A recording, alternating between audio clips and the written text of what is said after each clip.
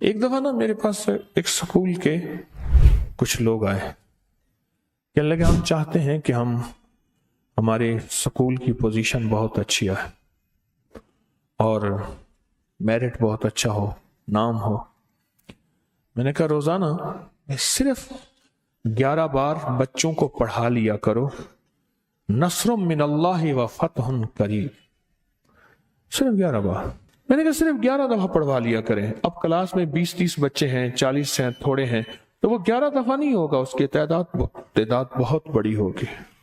اب انہوں نے معمول بنا لیے، اسمبلی میں پڑھانا شروع کر دیا۔ انہوں نے کیا کیا؟ اسمبلی میں پڑھانا شروع کر دیا بچوں کو 11 بار، نصر من اللہ و فتح قریب، قرآن پاک کی آیت ہے، یہ پڑھانا شروع کر دیا۔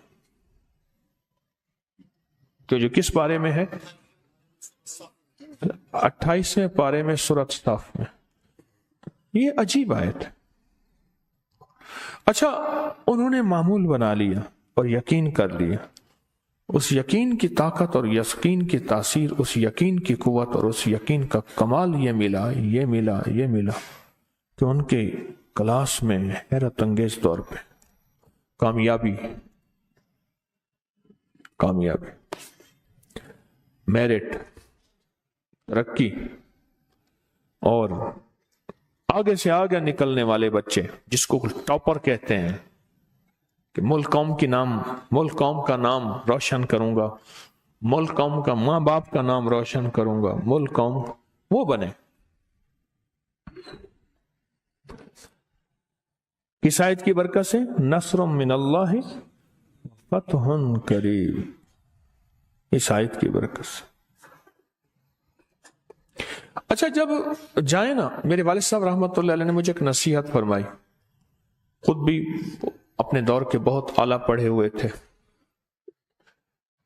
تو مجھے ایک نصیحت فرمایا دیکھ، پہلے نا آسان سوال کر لیا کر، جو آسان سوال تجھے آتے ہیں پہلے وہ کرنا،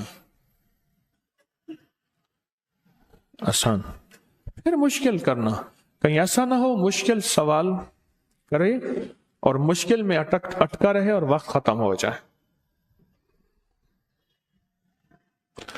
ایک چیز میری زندگی کا معمول ہے، رب یسر ولا تعسر رب زدنی علما، رب یسر ولا تعسر رب زدنی، کیوں جی؟ یہ دونوں چیزیں قرآن میں ہیں۔ پہلی دعا ہے، اور پہلی دعا ہے رب یسر، مسنون دعا ہے، اور دوسری قرآن کی آیت ہے۔ یہ آپ 11 دفعہ پڑھ کے نا پیپر کے اوپر دم کر دیں، قلم پہ دم کر دیں، پین پہ دم کر دیں۔ میں تھوڑی تھوڑی محنت بھی کرتا تھا اور اعمال بھی کرتا تھا۔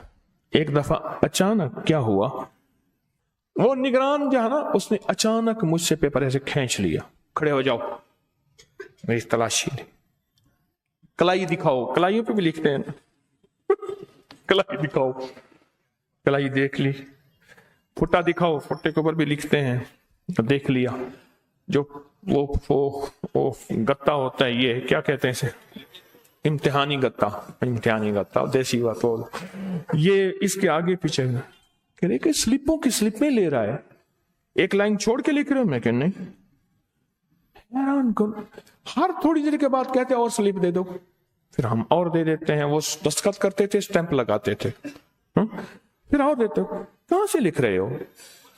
میں لکھ رہا ہوں۔ کہاں سے لکھ رہے ہو؟ اچھا، 2-4 اور گئے ہو، نہ کہ کوئی بوٹی پکڑی گئی، بندہ رنگے ہاتھوں، 2-4 اور کٹھے ہو گئے، کیا ہوا؟ اس نے کہا جی یہ سلپوں کی سلپیں لے رہا ہے، میں نے یہ بھی چیک کیا، یہ بھی چیک کیا، یہ بھی چیک کیا، یہ بھی کیا، کچھ نہیں ہے، لکھتا جا رہا ہے۔ پین ہوتا تھا، وہ سیاہی ختم ہو جاتی، ساتھ میری دوات ہوتی تھی، پھر اور بھر لیتا تھا۔ کیا، کہاں سے لکھ رہے ہو؟ یہ مجھے آتا ہے، میں لکھ رہا ہوں۔ کہاں سے لکھ رہے ہو؟ میں نے کہا میرے پاس کچھ وظیفے ہیں، میں وہاں سے لکھ رہا ہوں۔ اچھا، ہمیں بتاؤ. میں کہ باتوں باتوں میں میرا ٹائم ختم ہو جائے گا, میں نے پیپر کرنا ہے, آپ نے تو نہیں کرنا, جب ختم ہو جائے گا پھر میں بتاؤں گا. ہاں ٹھیک ہے. باتیں شروع کر دی تو میرا تو 3 گھنٹے ٹائم ہوتا ہے سارا, اس کے بعد آپ نے کھینچ لینا ہے, آپ نے تو میرے ساتھ رعایت نہیں کرنی. وہ لکھتا گیا. پھر میں نے جب پرچہ دے دیا, وہ تجسس کر رہے تھے سارے, انہوں نے کہا کہیں نکل نہ جائے.